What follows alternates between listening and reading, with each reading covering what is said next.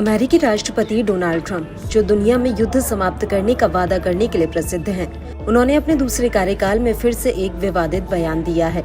इस बार उन्होंने गाजा युद्ध पर मुस्लिम देशों, खासकर मिस्र और जॉर्डन को एक ऐसी सलाह दी है जिसने इन दोनों देशों को भड़का दिया है। ट्रंप ने कहा कि गाजा अब नरक बन चुका है और वहां रहना बिल्कुल भी सुरक्षित नहीं है।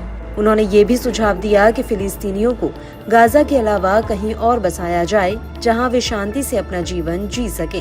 ट्रंप के इस बयान पर फ्रांस ने प्रतिक्रिया देते हुए गाजा के लोगों को जबरन दूसरे देशों में भेजने के प्रस्ताव का विरोध किया है। इंडोनेशिया और स्पेन ने भी इस योजना को खारिज कर दिया। दरअसल फ्रांस ने अमेरिका के राष्ट्रपति डोनाल्ड ट्रंप द्वारा गाजा के लोगों को मिस्र और जॉर्डन में शिफ्ट करने के सुझाव का कड़ा विरोध किया। फ्रांस के विदेश मंत्रालय के प्रवक्ता ने जोर देकर कहा कि गाजा के लोगों का किसी भी तरह से जबरन विस्थापन स्वीकार नहीं किया जाएगा। ये प्रतिक्रिया ऐसे समय में आई है जब हाल ही में इजराइल और हमास के बीच संघर्ष विराम की घोषणा की गई।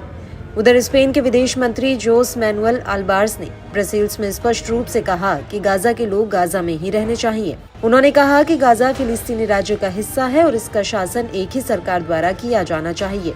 उन्होंने बताया कि गाजा और वेस्ट बैंक को जल्द से जल्द एक राष्ट्रीय सरकार द्वारा नियंत्रित किया जाना चाहिए।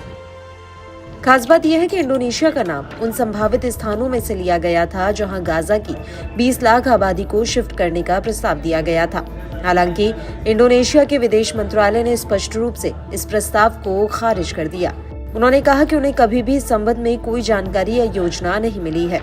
इंडोनेशिया ने अपने बयान में दोहराया कि गाजा के नागरिकों को विस्थापित करने या उन्हें हटाने की कोई भी कोशिश अस्वीकार्य है। इंडोनेशिया ने ये भी कहा है कि गाजा से लोगों को हटाने की ऐसी कोशिश सिर्फ अवैध इजरायली कब्जे को स्थायी बनाएंगे और उन रणनीतियों के अनुरूप होंगे जो फिलिस्तीनियों को गाजा से भगाने के लिए बनाई गई हैं। ये विवाद उस समय सामने आया है जब इजराइल और हमास के बीच 15 महीनों के संघर्ष के बाद एक नाजुक सा संघर्ष विराम लागू हुआ है।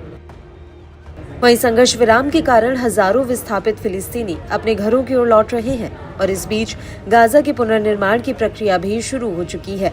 इस हालात में गाजा से नागरिकों को शिफ्ट करने का विचार न सिर्फ अंतर्राष्ट्रीय स्तर पर विवाद का कारण बना, बल्कि मानवीय नजरिए से भी सवालों के घेरे में है। फ्रांस ने गाजा के लोगों को जबरन दूसरे देशों में भेजने के प्रस्ताव का विरोध किया। इंडोनेशिया और स्पेन ने भी इस योजना को खारिज किया है। बीते दिनों राष्ट्रपति ट्रंप ने कहा था कि उन्होंने जॉर्डन और मिस्र से बात की है और गाजा के लोगों को वहां शिफ्ट करने पर चर्चा की है।